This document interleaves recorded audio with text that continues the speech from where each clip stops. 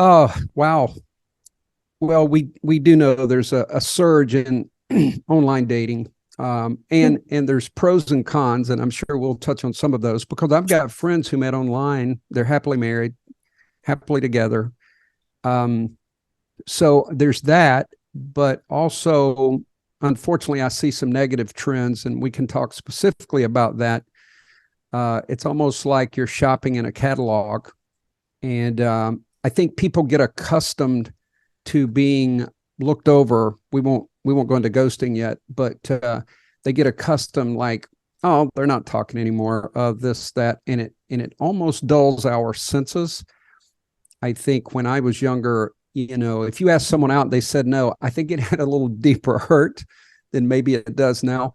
But yeah, I think there's positives, but I certainly think there's some pitfalls and negatives that should be discussed.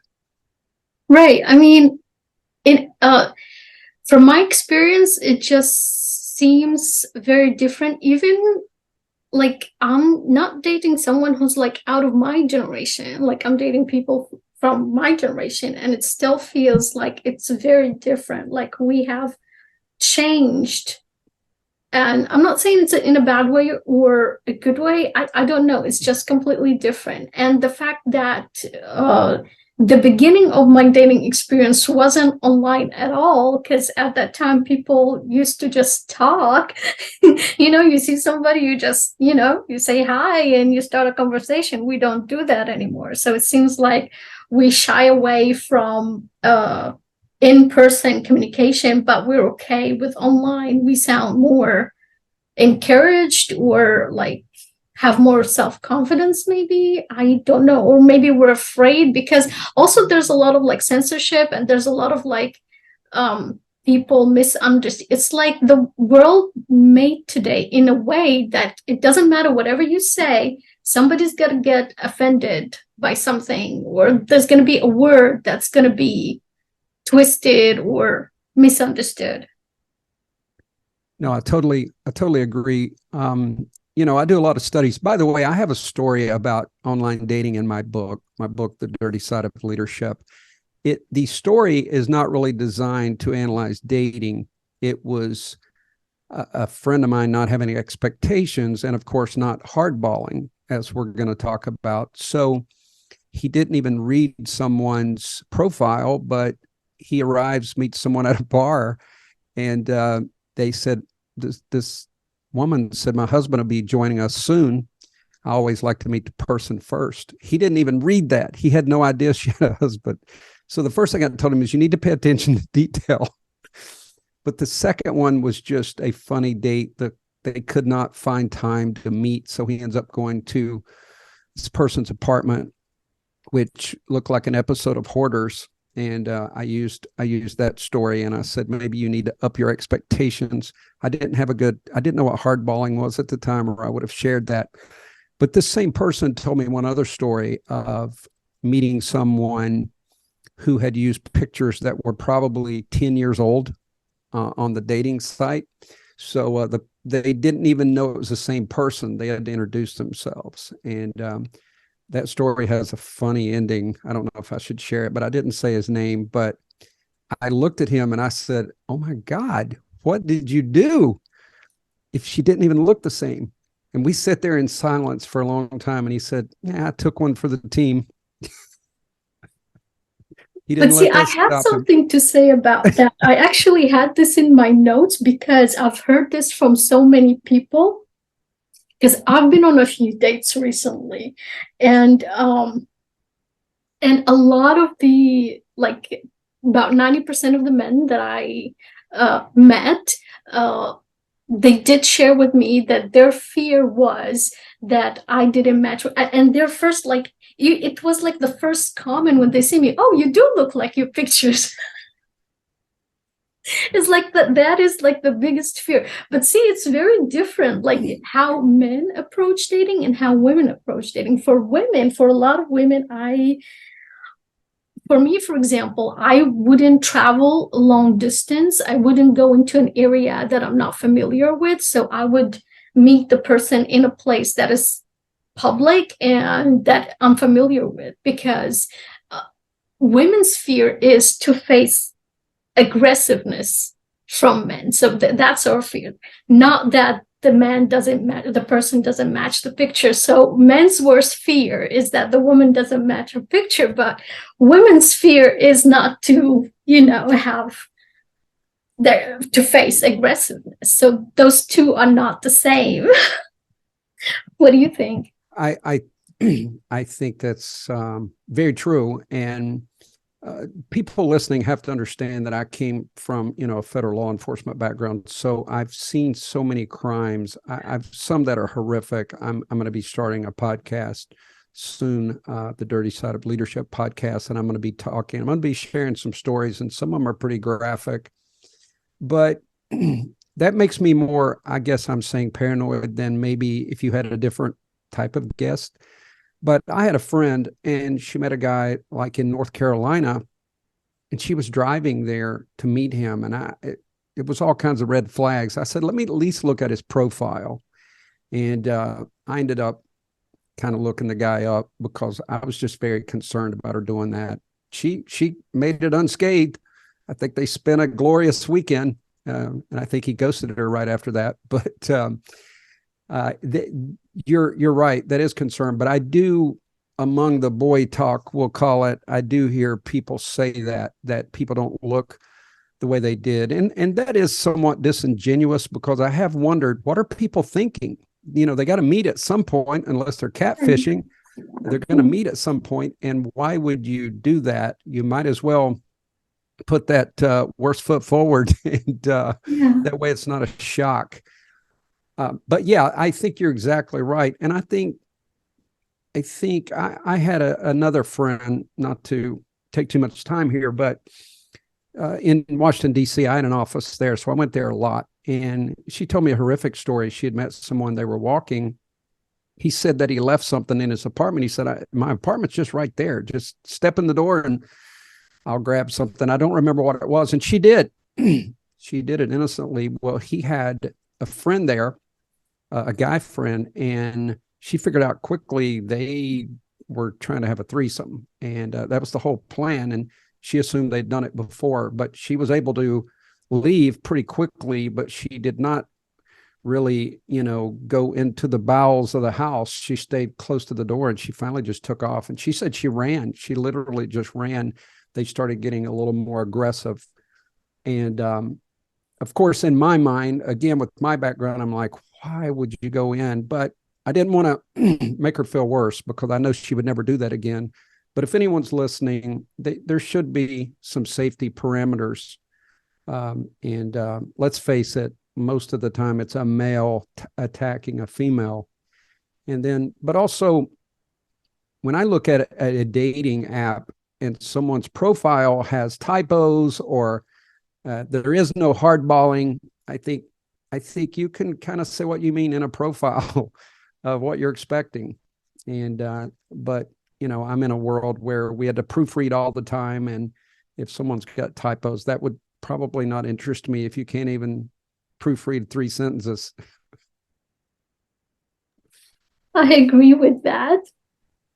I think it's important to have a bio, but what I've noticed is in most profiles, nobody writes anything in their bio anymore. It's like a very rare, out of 100 people, maybe 10 do, put in some information in their bio or in their profile. So I guess it's kind of like go by the physical, I guess. Yeah, it's hard. So here's, and because of all this, like, I don't know, but I've heard people saying that people today, or more people today, are choosing to be single. That there are a lot of men out there who are called incels, like involuntary celibate, in today's world. And I don't know, like, I've heard the numbers are much higher than it used to be. And another thing is the attitude of cishet men towards women. So men who are born as male and they identify as male and they are heterosexual, their attitude towards women is and from my own experience too, is their expectation is they feel entitled to the woman, and they feel like if the woman says no, it's like they've been tricked. They kind of like victimize themselves in a way that, oh, but this is how it was supposed to be, and you're not giving me what you were supposed to be giving me. So I had 100 thoughts running through my mind. I'm so sorry. So there's several things. Absolutely. And I do think the hardballing, I think, I've seen posts where, or profiles where it says no FWBs, no friends with benefits. I'm not here for a hookup. I think that is at least a foundation that people should put there, because obviously there are people who are there for hookups, and that's kind of known ahead of time. But yeah, I was talking to a female. She's probably early 30s, and she went out with someone who made the mistake of having them pick her up, and basically tried to almost enter her house by force. And she told him, that's not going to happen tonight. And he said, well, I bought your dinner. And so she was a little stunned that that's all it took. But I think that has to play into people's self-worth and their value, and knowing what you want and having the fortitude to keep your boundaries. It's one thing to say you have boundaries. Like, there's a lot of profiles. I don't mean this badly, but I know someone who, it's like every profile is the same: gym rat, down to earth. And I had a guy, he dated a female. It had gym rat, and there was pictures of her in the gym. He said she never went to the gym the whole time he dated her. So, he just laughed about that a little bit. But I think profiles can be a little misleading. I do want to touch on one other thing, and I want to get your opinion. You mentioned heterosexual males and so forth. And, when I grew up, I don't want to sound outdated here, but when I grew up, this gender identity and gender discussions were non-existent, basically. And now it seems they permeated everything. And I was literally talking to a friend who said, I don't even know how to talk to a woman. It seems if someone leans more toward feminist, how do you flirt? Do you open a car door? Do you offer to buy dinner? And it seems that there's so much confusion with some of the gender, studies, the gender identity factor, feminism, at least, some of the definition of feminists, that guys don't know what to do at this point. It's like the whole landscape of dating has changed somewhat. So I want to get your thoughts on that. What do you think about how guys are perceiving that, and they're confused and don't know how to act, frankly? So, in my opinion, and from my own experience, guys have changed. But the thing is that our environment and what surrounds us, like social media, everything like mainstream trends, all that does affect the way we perceive reality, right? And like when I was like 18 or 19, and if I would go out on a date, my expectations were already known by both parties. There was no confusion. There was not as much confusion as there is today. Like, I have to be clear right off the bat that I am looking for like long-term or like serious relationship or like marriage, or like you have to like put all this information in like 3 sentences, but it's really a lot. So there was no confusion back then as it is today, because I would go on a date and the guy already knows what is expected of him. And there was respect. I think respect is almost like fading away. There's no respect of the other person. You go out with a person, you already feel entitled to them. You already have, you put your expectations on them. You have that image of them. And you get upset when the image that you've created in your head doesn't match what you're getting. I don't know how we went from that, from like respect and like just being interested in a person, asking questions to really learn the person in front of you, rather than asking questions to label the person and kind of like, oh, okay, so now I know what kind of person you are. Now I know how I can deal with you. I don't think that's right, but I feel like this is what's happening today. It's like my feeling is like when I go on a date and the person asks me a question, it's not because they want to learn about me. It's not because they're genuinely interested in knowing what kind of person I am, what motivates me, what I care about. It's just for them to put a label on me, to be like, okay, so you're in this group, you're from this group. That's how I feel. And there's no that respect that we used to have for each other 20 years ago, or like over 20 years ago. But I don't know, like in the middle, like I haven't been dating, so I don't know what happened in the middle.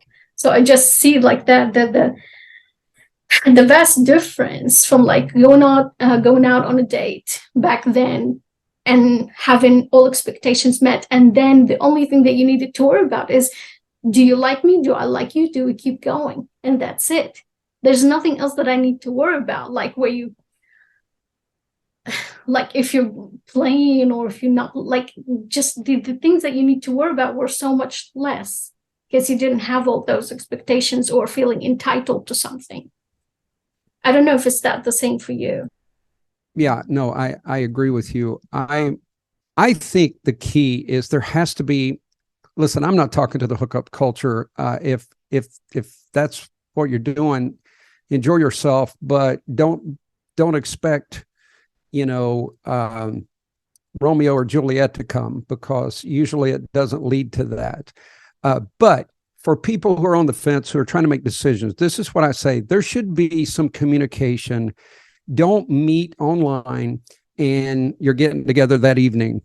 That reeks of hookup culture. So there's basic communication, and it's okay to ask some questions if you're going to be, especially alone with this person, or at least, I hope people start off in a public spot. But I want to know, I grew up in a Christian background. I'm not going to be aligned with an atheist, and I know that. Why am I going to waste time unless, again, it's a hookup culture? But if that's what I'm saying is, if you've got core values and you really are interested in dating someone, those core values matter. Now, I'm not saying that opposites can't attract, but there are certain things that's probably not going to vibe.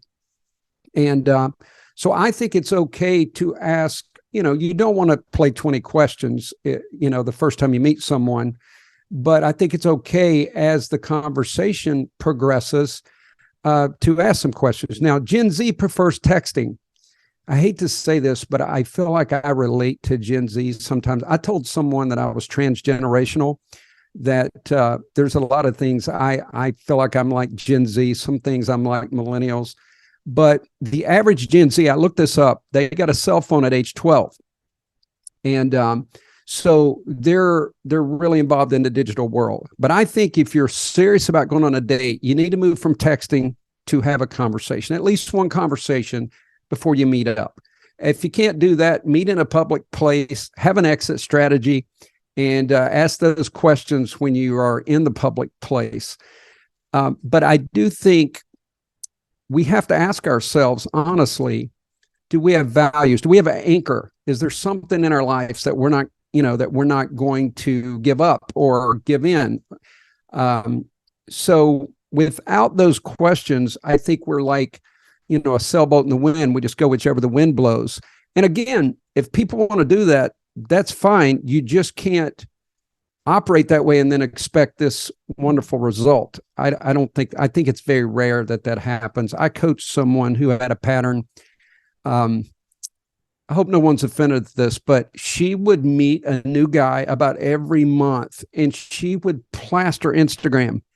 And if you didn't know her, if you saw the Instagram pictures, you're like, oh my God, this is a wedding. This is a flipping destination wedding. And they're going to get married in Greece. All of a sudden, not only do you not see that person anymore, all the pictures of the The boyfriend at the time, the trendy boyfriend, is gone.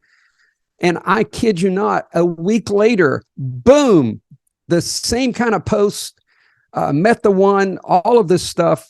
And I saw this happen like 4 times. And it's someone I was pretty close with, so I felt comfortable. So this is all I said. Do me a favor. Please wait a few weeks before you post your pictures with your next guy. I said, I think it will help you. Please. And then it opened the door to a discussion. And here's basically when this person became vulnerable, here's what she said. I have a lot of pressure because of girls around me. Like, she had 3 friends that had solid relationships, and she had that pressure. So she wanted to show I've met someone. But I said, in that attempt, and this has happened to me as well, in that attempt to make yourself look or try to fit in, you really undermine your own values, and you've in turn made yourself look worse instead of better. So believe it or not, this person took my advice, and it just so happened, I'm not taking credit for this, met the right one, and even called me. She said, I really think I've met the guy. I upped my standards. We communicated. And she said, how long do you think I should wait before I post? I said, what's the rush? I said, just please wait another month at least. And she did that, but I'm happy to say they're still together. But I'm sure you've seen that, Ann, but it's like the flavor of the month, you know, who's the new boyfriend, who's plastered all over Instagram. So I'm very cautious, even when I've dated, about doing that. I would have to really like someone to bring them into that world. There's one other, and I'm going to make this long, but I know this other guy. I always click it every little bit. Not pictures, but in a relationship. Then it's single, then it's in a relationship, single, in a relationship. It's like people they feel obligated to share everything on social media, everything. And it's okay to maybe wait a little bit. That's my soapbox. So I understand what you're talking about, and I think I know a few people like that too. Here's the thing that I really believe is happening. Like I mentioned earlier, it's the environment that we live in creates the personalities that we hold, right? Because, for example, the dating apps, I've deleted all dating apps. I'm not interested in dating anymore. Because the way that I felt, it was like these dating apps are not designed for you to find your significant other. They're not designed for real communication. They're not designed for real human touch. They are designed for swiping left, right. Physical attraction is very important in those apps. And they really don't give you the chance to know the person, to know what you want and if this really fits your needs. And again, and I mentioned this earlier, in most of those accounts, people don't even write anything in their bio, so you don't even know the person that you're going out with. And I know that, you know, you can take the name and like do a research, or like if they share their phone number, you can get like a whole background check on them and find out who that person is. But why do we need to go through all that? That's one. Two, like I really believe, like I mentioned earlier, those apps and those like websites, they're not made to help you find a person for long term. They're really hookup culture, and that's what it is. The other point that you were saying, like people need to post online everything, it's because jealousy is big. And not only women, men too. We get jealous maybe of other people, and for some people it's more or less, to the point where I can tell you a story from my own life where when I got married, I had a friend, we're not friends anymore, but I had a friend who was so upset that I got married that she would say, oh, you're not married, you're just pretending to be married. That was one of like yes, exactly. Wow. Yes. So because people, they don't even like realize or recognize that they're going through like a jealousy phase, or that the thing is that we mistake or let me take this from the very beginning. I'm sorry, I'm a little like cuckoo here, so I don't have my ideas or my thoughts organized. But let me start from the very beginning. We as humans, we crave human connection. We are social creatures. And Yes. we are made and created in a way that we long to be with somebody. It's very hard for us to be alone. No man is an island. One hand doesn't clap, right? So we are Right. made and created to be with somebody. We cannot be alone. We want that deep, deep, deep down inside, and we keep burying and burying, burying and burying those emotions, those feelings very deep inside. And we try to look like, oh no, I'm strong, I can do it by myself. I hear this a lot from people. Oh no, thank you, I can do it myself. Like the other day, I was at this cafe and I was drinking my coffee, and this guy was picking up takeout or delivery, I'm not sure. He had his phone, he had his like backpack and so much stuff he's carrying, and his phone falls. So I want to help him. I'm like, oh, do you need help? Let me help you pick it up. And he's like, no, I can do it by myself. I'm like, and I'm looking at him like, you're struggling, dude. Let somebody help you. If somebody offers help, please take it. So I was like, okay, I'm not going to get involved. But this is an example of how people have become afraid to be in a relationship, afraid to be vulnerable, afraid to be real, and have this feeling that they need to be stronger, and somehow stronger means to be alone, or stronger means that you can do everything on your own. I don't Oh, believe that. and I think you hit on something major. That's exactly some of the women I've talked with. I'm not picking on women. I sound like I am. Then it's this, I knew another female that I wasn't coaching her, but I talked with her, and she would make these big posts about independence, not needing a man. I don't need a man. And the whole time she was desperately seeking a man. So I said, hey, let your feelings and your post align. A lot of times we post what we want to convince ourselves. And that happens many times. And I get it. It's okay. You've been hurt. You've been angry. So you want to post. I wanted to share one quick story. I was at an upscale restaurant, and then I wanted to say one other comment about the online platforms. But I was at an upscale restaurant. Just so happened, I was sitting there. I met this female, and very, very physically attractive, good personality, and we just start chatting. And frankly, I think she was so attractive that a lot of guys probably hit on her. And I was of the frame of mind, I'm going to enjoy some conversation, and I'm going to leave. Like we ended up, it went well enough. We ended up exchanging numbers, and we were going to get together again. And it's crazy, technology also, and artificial intelligence, but she pops up on my Facebook literally like the next day. So I'm like, let me check her out. And I did. And she had made this post about some guy she'd broken up with, and she was just trashing this guy. Now, I get it if you're warning someone about a predator or some guy that's horrible, but this was a relationship gone bad. And she is like, using the guy's name and talking about how horrible he is. And I thought, there is no way that I'm going near her. I'll be the next one on her Facebook post if we break up. So I never followed up. There was one other time she contacted me. I don't remember.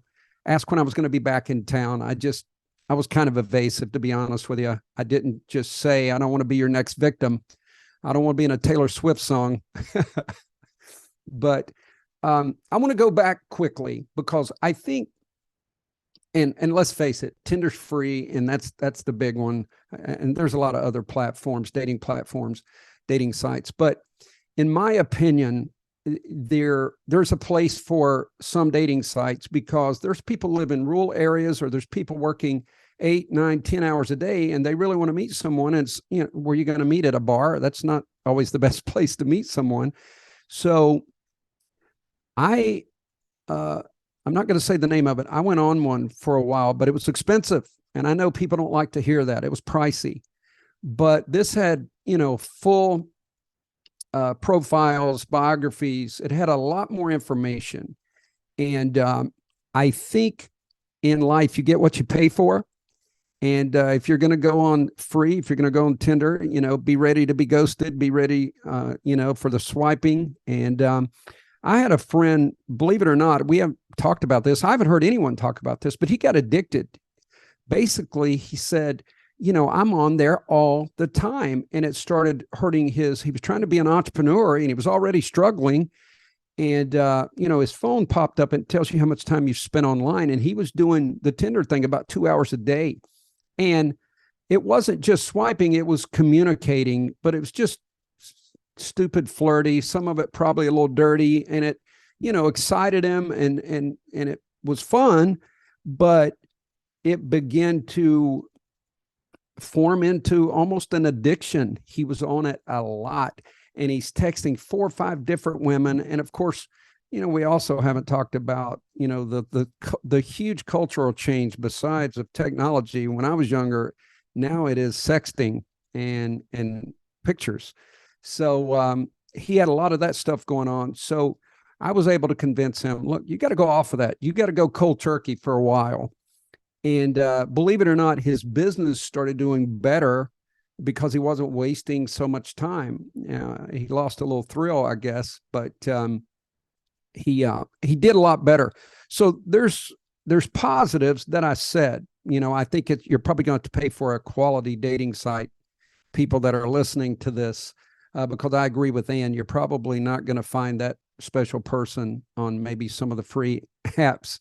But I also strongly emphasize communication, talking to people. And I assume we're going to talk a little bit about ghosting because I have some strong feelings on that one. But yeah, that's just my humble opinion on some of the modern dating virtual world that we're living in. So let's talk about ghosting versus hardballing. I do believe they're very similar, because what hardballing really is like, if the person doesn't match you, you move on right away.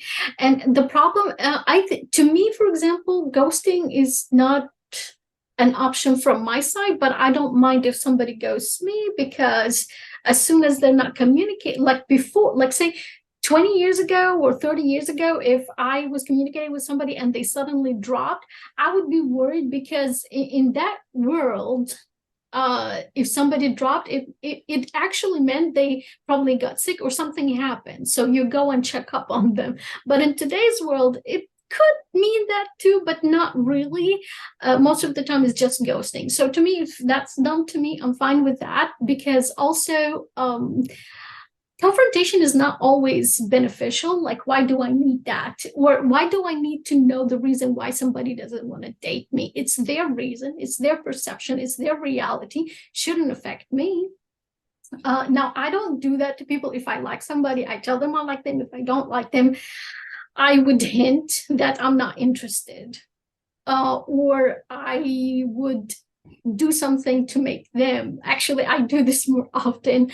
I let it be their you understand what I'm saying, right? I do. You pretend you just got out of prison. And I forgot to mention that to you. My ex-girlfriend passed away. She was with me, but it was an accident. I'm kidding. No, I do know of situations where you pretend you've got something wrong with you just to get them to leave you alone. So let me say this.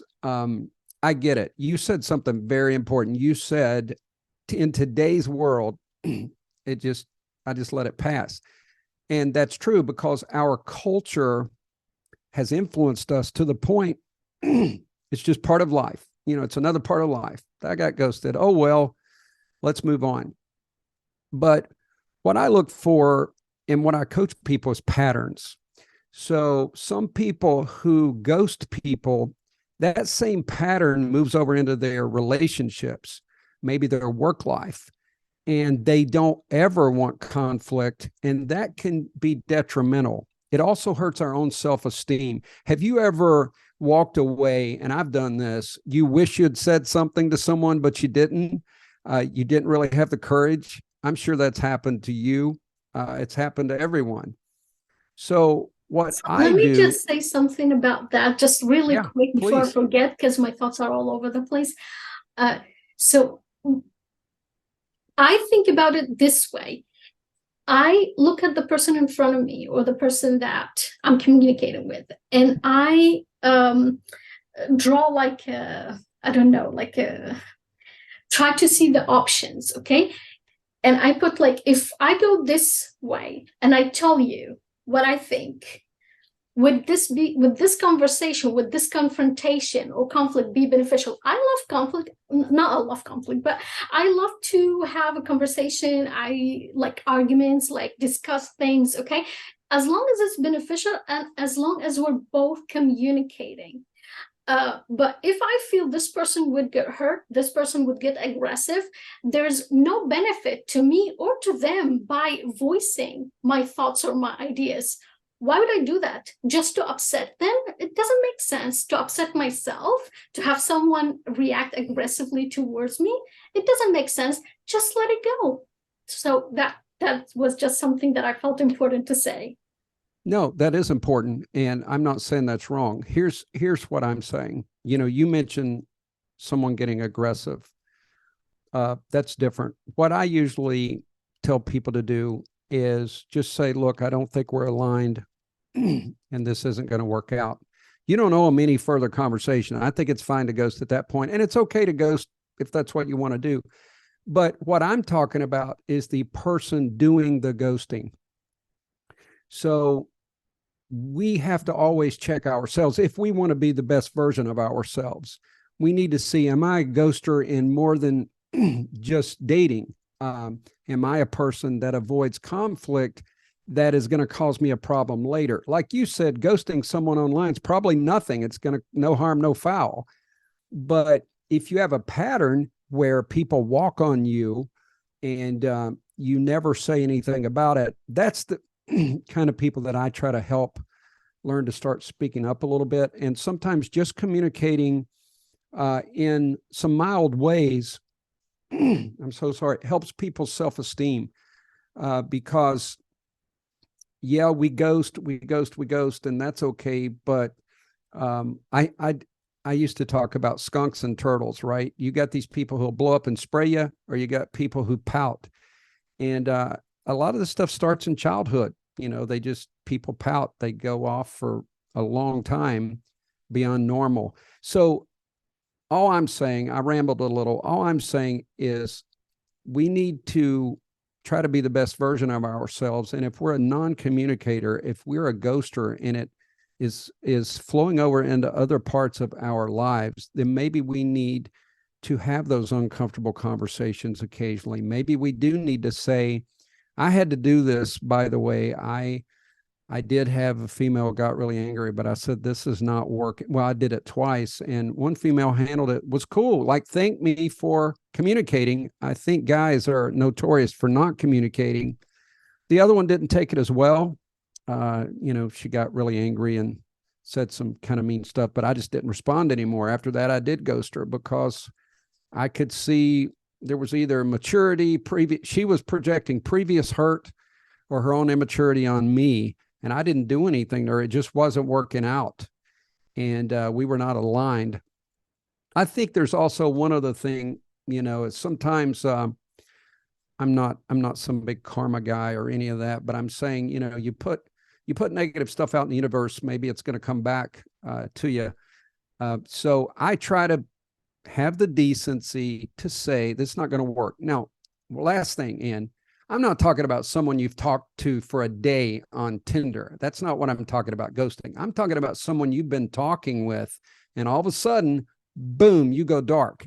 There's something that doesn't feel right to me about that. I think you owe it to say, hey, I've enjoyed talking with you, but as I said, I just don't think we're aligned. And you end it, and that way you've put a cap on it. I don't think you have to go back and explain yourself. If somebody is that insecure and they're going like, why? You just, you end it. You ghost them at that point. But at least you have expressed it's over. Period. So I have something to say about that also. It's not just in like romantic relationships, but I think in relationships in general. We have our like boundaries, or like if somebody's like not being respectful, then I think it doesn't matter.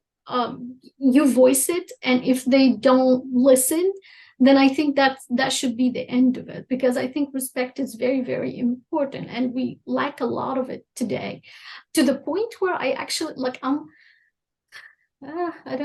don't know how to say this correctly, but like I'm very friendly. Maybe I'm not the nicest person in the world. Like I'm not nice, but I'm kind. I'm friendly. So like when I talk to people, sometimes people think that I'm flirting with them. And I'm not. I'm just being respectful, and I'm being, like kind. I don't want to use the word nice. I don't like it so I much. thought you were flirting with me, Anne. Did I misread that? I'm kidding. Go ahead.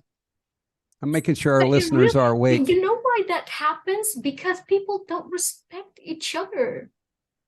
We don't have much respect. People are not used to being respected, I guess. I don't know, or being respectful of others.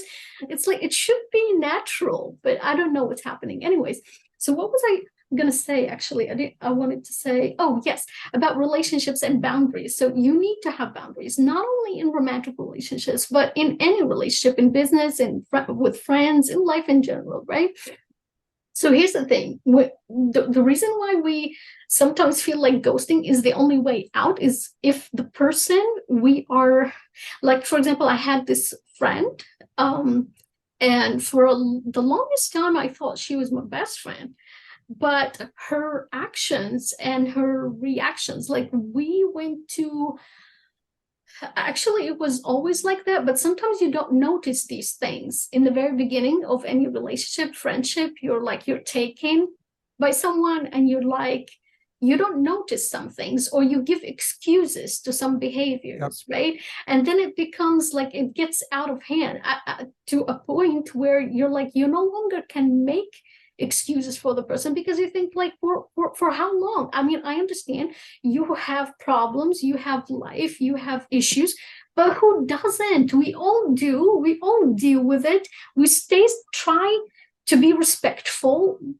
What is like, there's no excuse for being disrespectful or for being unkind to another person. There's just no excuse. So if you've already voiced it, like your opinion, or like that you're hurt a few times, if you feel that you no longer can communicate your feelings, or you could criticize the person that you're dealing with, then there is no point in continuing that relationship in any form, or continuing any kind of communication with that person, because they're simply not listening. So ghosting then becomes the only way out, in my opinion. Yeah. Well, again, if it's a friendship, I do think you need to communicate that you're exiting the relationship, because I've done that. But I realize some people may not have the fortitude to do that. And I do think ghosting is appropriate, because some of these people you're talking about, they're going to want to linger this on.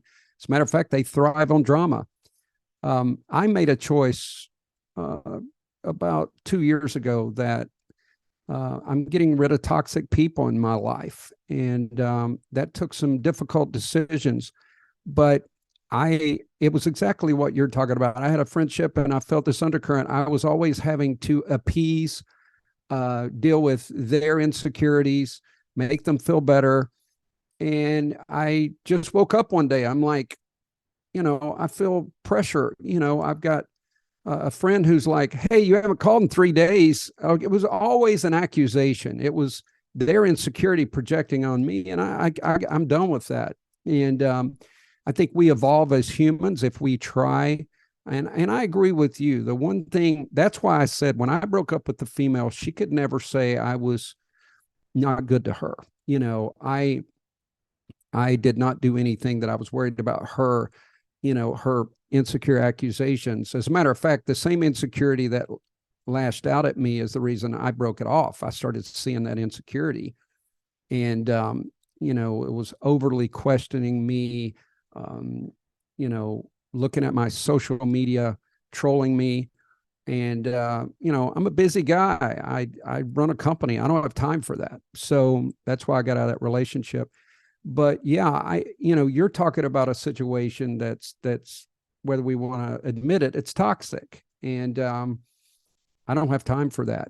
I do I want to be kind, but also want other people who are kind.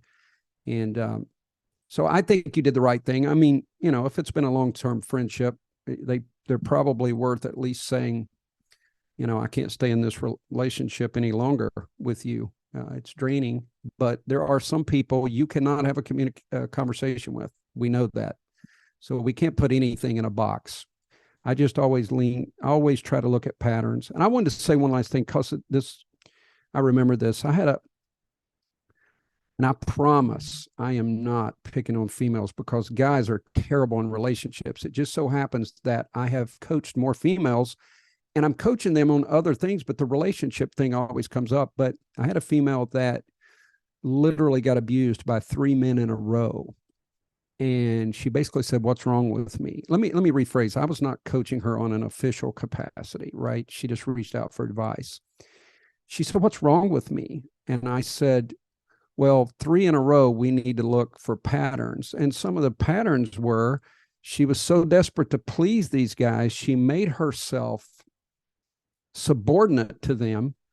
And it starts off small. They do little, they are criticizing her, and she takes it. She does anything they want. She does things to try to please them, from, like, I didn't want to go to the restaurant, but I didn't even say it. I did whatever they wanted. Well, I said, that's the problem. You got to start with some boundaries. If you want to go to a different restaurant, you need to speak up. But this would go from just a little bit of abuse to full on, completely, both physically, emotionally.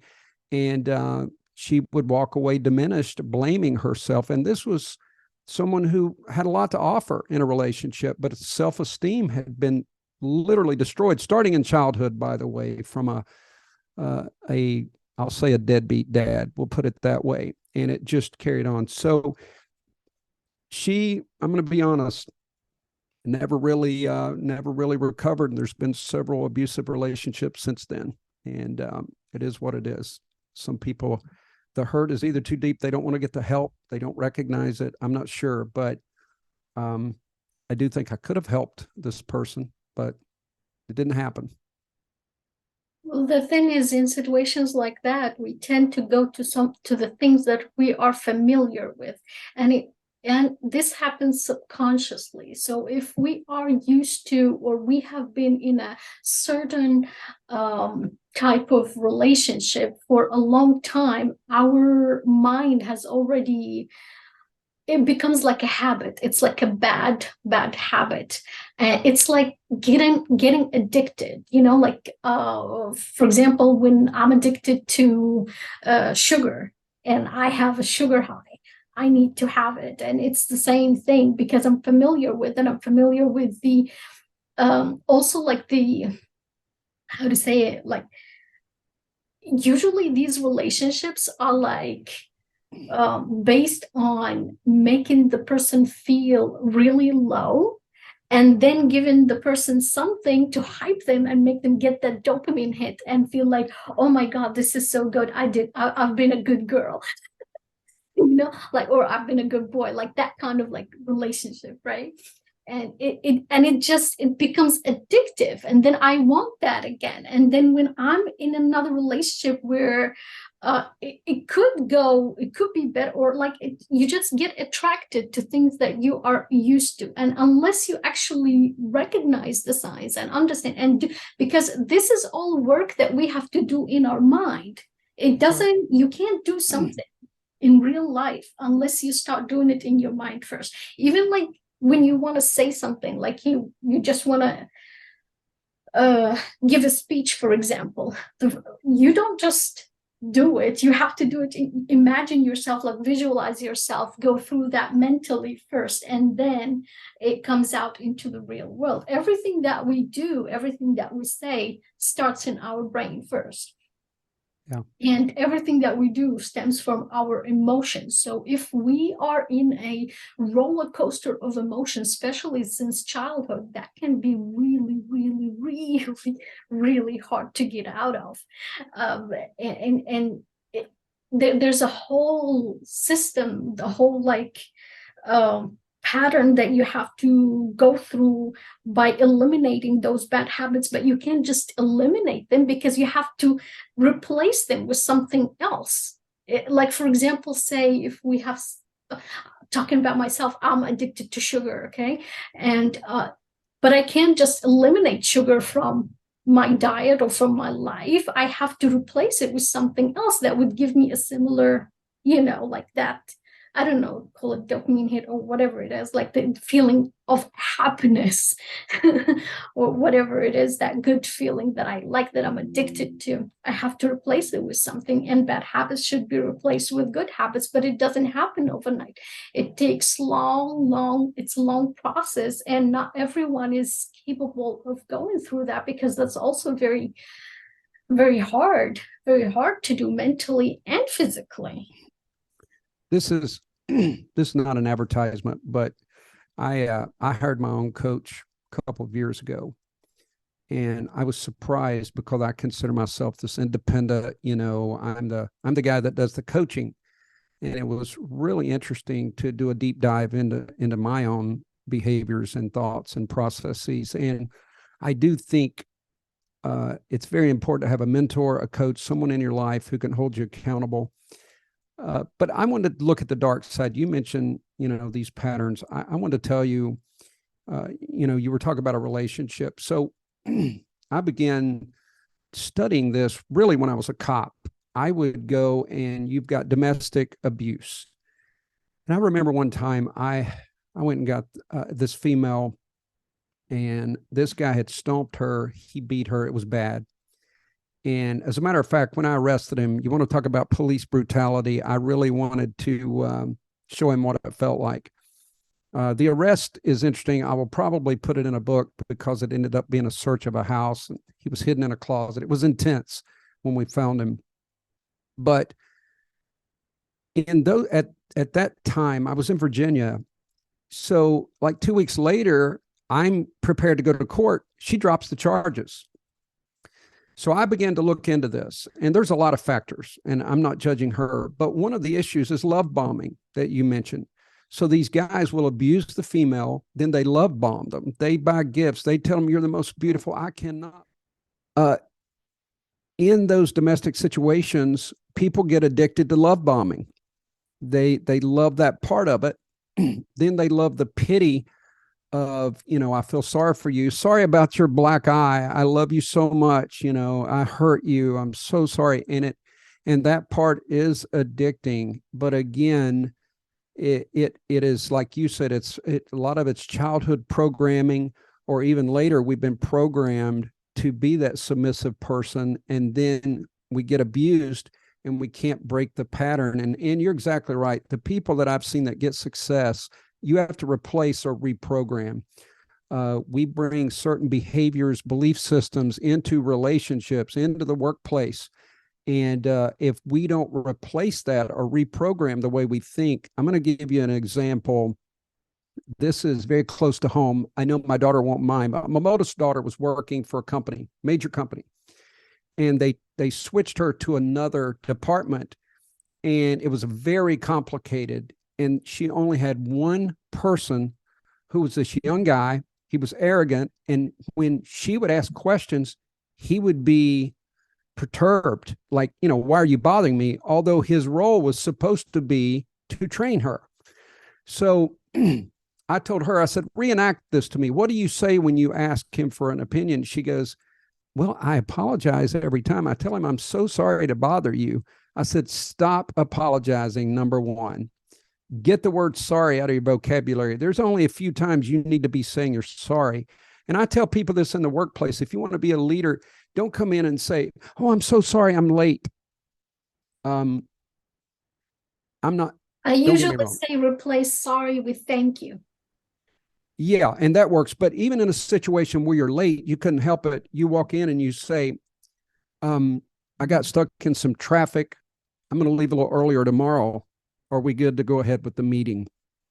You get people's focus away from, and I'm not saying it's terrible to say you're sorry occasionally. You may need to. I think it's because people feel guilty.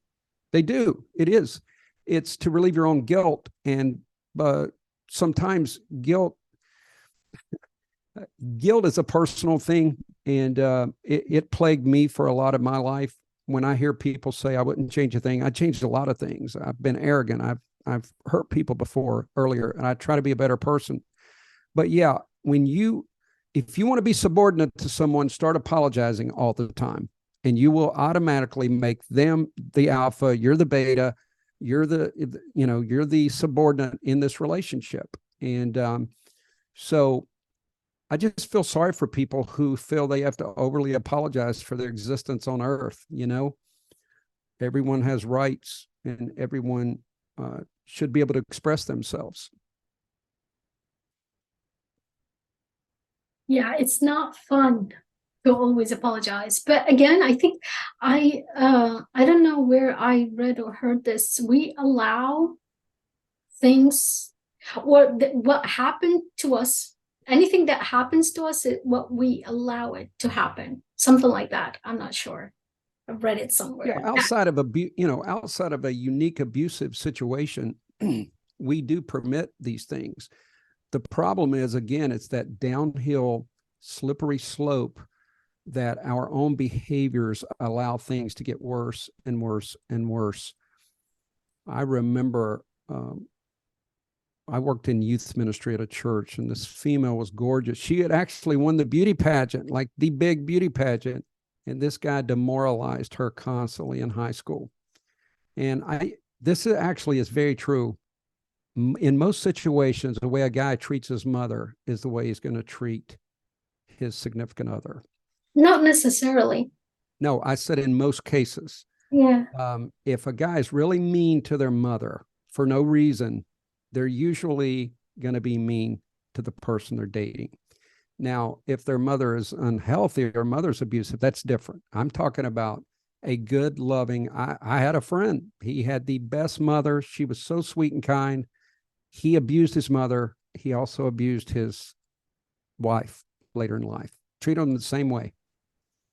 But here's the thing about, like, when somebody is being abusive to a woman, not somebody, a man, when a man is being abusive to a woman, is that, like, sometimes I feel that it could be because they're jealous of the woman.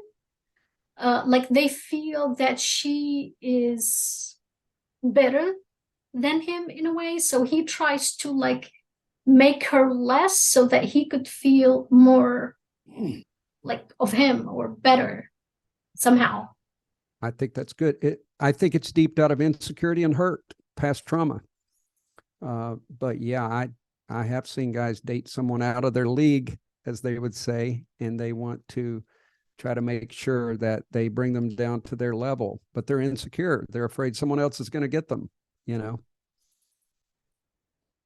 Yeah, I absolutely agree with that. Is that I think, but here's the thing. I think, like, when people, so I have this, like, conflict. I don't know, like, if I go and date, do I date someone from my own league? Is it okay to date someone who is from, like, I don't know, like, either better or, like, from a, like, how to say, like, not from my same level, like lower or higher? Would that be fine? Like, how would that affect the relationship? And I think that's a great point. I think we feel guilty if we think we're better than someone. If we think, but I tell one, look at life choices. If you've worked really hard in your life and you've accomplished, and now, listen, there may be someone has a blue collar job and they're great at it and they're accomplished. That's different. I'm not talking about that, but I'm saying, there's someone that you've worked really hard to build your net worth, your network, your career. And then you want to date someone who's working at McDonald's when they're 35 years old. I'm using that as an example. There's nothing wrong with having standards. There's nothing wrong with, you don't want to diminish other people, but that doesn't mean you want to jump into a relationship of someone that has no vision. They're not going anywhere. Why would you want to hop on a boat it's going out in the ocean with no destination, right? We know it's going to end up bad. And I I think it's okay. That's why, when I read hardballing, I'm going to be honest, when you reached out to me, I totally knew what ghosting was, but not hardballing. But I saw some positives in hardballing. Um, letting it be known who you are, what you stand for, those kind of things can be okay, I think.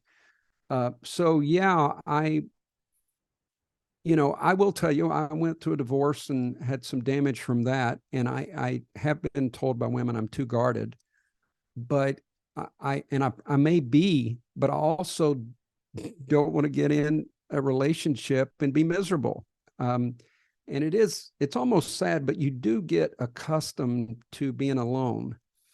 You can, like right now, after this is over, if I want to go get something to eat, I can do a lot of things. There's a lot of flexibility there, a lot of independence. And then when I start dating, it's like you do have to give up that independence. So I want it to be that feeling that I want to, like, I don't care about my privacy. I got to see this person again. Maybe I'm a hopeless romantic, but I do feel that way, that the chemistry. I always say you can't explain chemistry. And this may sound like I'm saying the opposite I said earlier. I do think you have to have systems and values, but I do know there's people from different worlds that have chemistry that goes beyond anything that we can understand. And I believe that does happen. But long term, of course, there has to be, look, if you're in the same dwelling, you have to have some things you like to do together. It's very simple. But yeah, I would struggle dating someone with no vision, no purpose, no destination, maybe no sense of humor, or someone that I see that's rude to other people. Those things that's going to cause me to be Casper the ghost. And I know when we start our podcast, it's called The Dirty Side of Leadership, but we're going to cover a plethora of topics. And I hope it's edgy. I'm also going to tell some stories that didn't make the book, maybe some that did, but or maybe, and you can get like a few other books out, like part 2, part 3. It's funny you said that. My goal is to have the dirty side of relationship trademark so that I can do like I'm working on book number 2, which is called The Dirty Side of Leadership, the Next Level. And it's a little bit more complex, but then I want to do the dirty side of like dating, modern day dating, the dirty side of what's the other one I had? Oh, the dirty side of entrepreneurship. Okay. And you and I touched on it the other day. And I wanted to clarify, when I was talking about marketing people who oversell, I'm really talking about the buyer. And I didn't make that clear enough. Like, some people they believe everything and they'll buy anything, and I think we have to wise up to some of the jargon in marketing. That was part of what I wanted to get out, but I didn't really. But anyway. One of the, there was somebody, I can't remember who it was, wrote a book about marketing, and it was like the dirty side of marketing. And it wasn't, and he mentioned like a few things that I've been talking about for years. For example, things that are sugar free. The reason why I don't buy things like Diet Coke or like sugar free candy bars or whatever, I don't buy this stuff because they might be sugar free, but what sugar free means is that they're free of glucose sugar or like table sugar, right? But they have other added sugars that could be even worse to the human body. So, but people go and buy that because thinking, it doesn't have sugar, so I can eat it. And the worst thing is that people with diabetes would buy that thinking that it doesn't have sugar, so they can eat it. And then the sugar goes up, and oh my God, like that's horrible. But all that is permitted. Yeah, wellness is part of what I coach and train on. And I touch on that. I do nutrition. And, people buy these chemically produced drinks, protein drinks. They feel so good about themselves. I tell everyone, if it's built in a lab, you better add your good fresh vegetables and fruits and things like that. But yeah, one of the biggest gimmicks is the food industry for sure. And then a lot of these vitamins are unregulated. You don't even know Yeah, what you don't know what you're putting in your body. as long as it's not medicine, if it's like supplemental or like supplements or um, I forgot the term for it. Um, but yeah, as long as it's not medicine, it doesn't need to be like approved by the FDA, or it doesn't need to even like some of the things don't even need to have like to put on it like exactly what's inside of it, what you're really Yeah. getting. So that's dangerous, but No, it is. It is. yeah. It's a lot like It, those fake profiles. fake profiles are not that dangerous. I mean, yeah, they could be. Oh my God. Yeah. Yeah. Don't like to I think think about that. no, I think we touched on some pretty interesting stuff. Right. I'm glad we didn't just totally limit it to hardballing and um I those actually wanted to add one more thing to what we were saying, because it's been trending now on social media, the relationships of Shakira, her relationship with PK, I think his name, and Miley Cyrus's. So those are two women who are like goddesses in our world, right? yeah. Because they like intelligent, successful, beautiful, like wonderful. And they've been with someone who like just went and cheated. And why does that happen? If somebody like that, if somebody who's like a goddess and something like this happens to them, what does it mean for the rest of us common people on this planet? Well, what we call a goddess, though, we don't know them in there a long time, but the hips don't lie, you know. That's what I was going to say if you brought that up. Um, Miley got a little gross at one point, but I've always thought Shakira is very sexy.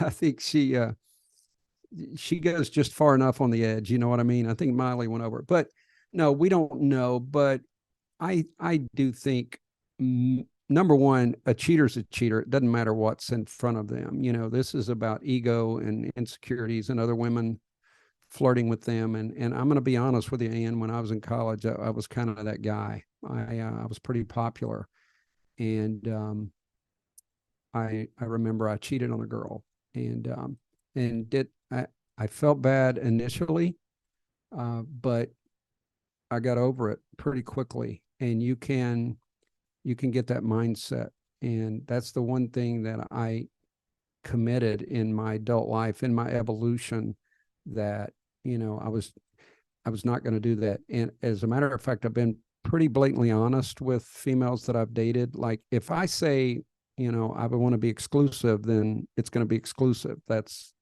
what I believe, and I'm not proud of that, but I've done it. And to answer your question, I think there's other issues that can't be resolved by the beauty of the female. It doesn't matter if they're a goddess. It doesn't take away the guy's issues, right? So, you know, they're gonna, and men are predators, you know, in our very nature. So sometimes I don't think there's any married men or women that maybe haven't thought about someone else, but it's being able to curb those desires. And but yeah, with someone like a Miley or a Shakira, it's probably, you know, the men had some insecurities and some other issues. I don't think they could be pretty enough to maintain that, you know. Right. But if Shakira calls, I'll let you know. Well, I mean, I don't know. It just, to me, it says, well, it sends really bad message, I think, or negative message is that men are hard. Like, it's not easy to trust, like, trust issues, like, as if we didn't have enough trust issues. Yeah, no But kidding. yeah, No, I hate that. Not that you believed it, but I do think a lot of girls believe, like, oh my God, if somebody cheats on Miley, I don't have a, you know, I don't have a chance. When it's way broader than that, you know. It is. And me, I think I'm blessed. I mean, I found love a few times in my life, and I think I was very, very blessed by that. I mean, with my late husband, I mean, that relationship, I don't know, it was perfect, at least from my point of view. I know a lot of people were weirded out by it, but that's their view. And the thing is that a lot of things that we talked about that I didn't know before I met him, he started explaining things to me like women jealousy. Like, for example, this friend that I talked about earlier, I didn't know. I thought like my friend supports me. My friend is worried about me. My friend wants to make sure that my relationship, that I'm in a relationship with a good person. And that's why she keeps popping in and asking questions and, all those things and making those comments because she's worried about me. That was my perception of that reality. Right. And then he started explaining to me like, no, she came in here because she wanted to like she wanted to make me insecure about him because she was jealous, and I couldn't see that before him. So those are things that, things like little things like that it's kind of like weird how we don't see that, and then somebody says that and you're like, oh wow.